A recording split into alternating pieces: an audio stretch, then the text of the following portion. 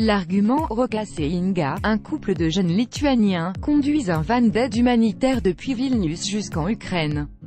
Au fur et à mesure de leur voyage au gré des rencontres, ils se retrouvent livrés à eux-mêmes, traversant les vastes terres enneigées de la région de Donbass, à la dérive entre des vies déchirées et les débris de combat.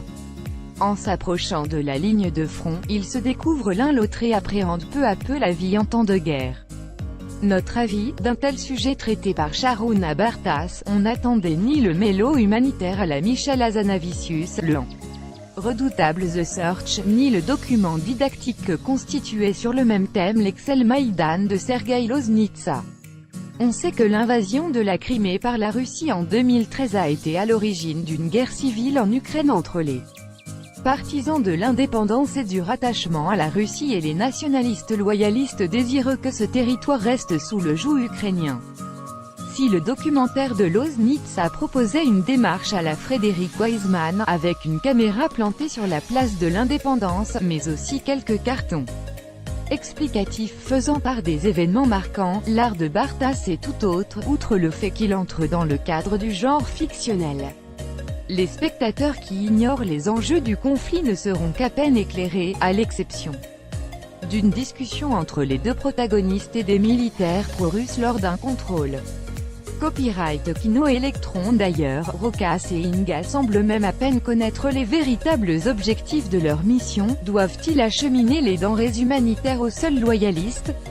Qui a véritablement coordonné leur périple, et pourquoi Rokas a-t-il accepté de remplacer un ami, dont nous ignorons les motifs de la défection? Ces zones d'ombre ont pour mérite de laisser une marge d'interprétation aux spectateurs, et d'éviter de limiter le film à être une énième variation autour de l'absurdité des conflits militaires, et en particulier des guerres civiles.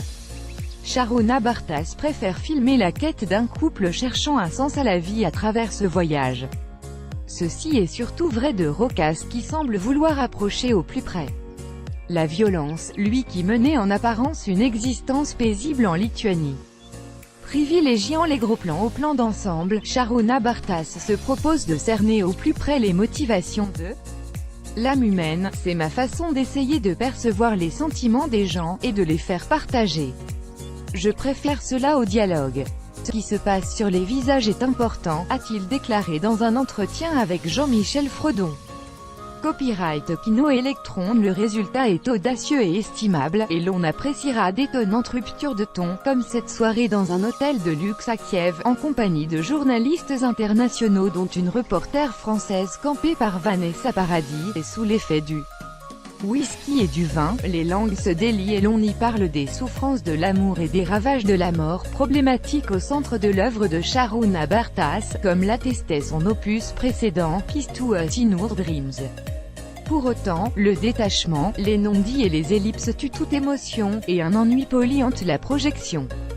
Il faut attendre le dernier quart d'heure pour déceler dans ce road movie une réelle intensité dramatique et une puissance de mise en scène.